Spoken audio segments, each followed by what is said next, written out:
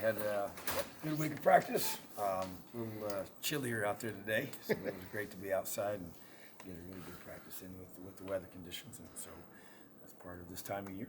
And I thought our guys had great focus and really good work in both the weight room and on the practice field and the meeting room. So Michael did practice this week, so it'll be a game time decision for him. But I think the rest of the guys are in pretty good shape. You said did. Did. Was it practicing in the cold weather, I guess, just about acclimatization, knowing what's coming this weekend, and then just generally that it's not getting warmer? Yeah, I just think it's just moving forward, just kind of realizing what time of year it is, and basically the reality that you're going to have some cold weather games, and it could be even raining a little bit or even snowing this time of year. So it's Big Ten football, so you got to be ready for it. I just like to be in it. We try to balance that out as best we can. Because you just feel like that there's a balance of getting quality reps, but also realizing, hey, if you got to play in it, you got to be able to practice it. And that's our philosophy.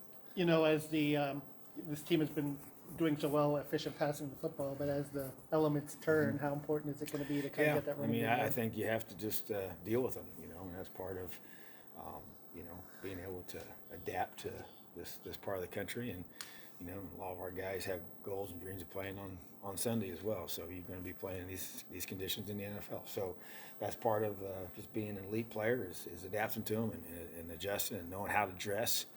Not putting too much stuff on and not doing too little. I think that's just a balance there as well. But being able to catch the football when it's raining or sleeting or snowing or whatever, and protecting it, and that obviously becomes a variable. It's like any level, it's all the same with that. But just got to get used to it, and it becomes you want it to be a non-issue. That's the whole key, is that you just do what you do, and even the wind can be a variable this time of year as well. So it's just part of understanding that and special teams as well, and so handling punts and snapping punts and all those things that go on with handling the football. And so you just want to get into it as much as you can to get a lot of reps.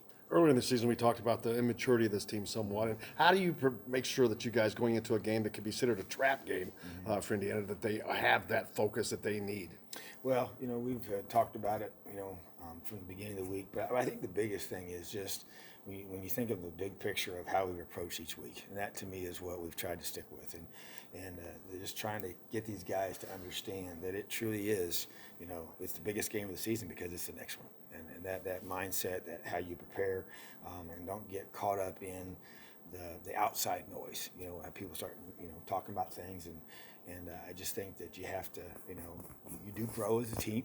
These guys that are freshmen right now, they're experienced freshmen, the ones that have been playing, and the sophomores that are, even though that's their second year here now, they've got almost a whole another season under their belt as well. So that maturity needs to start showing up, and then you still count on your older guys to help the younger guys understand how you handle this time of the year and how you stay focused and locked in, and both by example and by verbally challenging guys and making sure their room is right. So I just think it's just a whole team effort as coaches and as the players and the older guys to lead the younger ones to understand how you prepare and play in these environments, and then also with these expectations as they keep growing.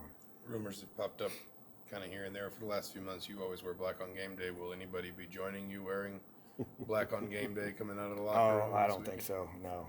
Now, you talking about uniforms? Yeah. Oh, no, that ain't happening. So, I was actually a high school coach when that situation occurred here in the past, and I remember it pretty vividly. So I don't see that ever happening. Our colors are cream and crimson. Not bringing back the evil oval. No, I don't think so. In terms of injuries, Simon, as he practiced this week, is he? Yeah, he's been good, so just I think whatever it was, he just kind of, and my whole thing with him and the whole deal is we're going to take care of our guys. It was in a question, he wasn't feeling right and didn't feel good, and I'm just like, hey, just next man up.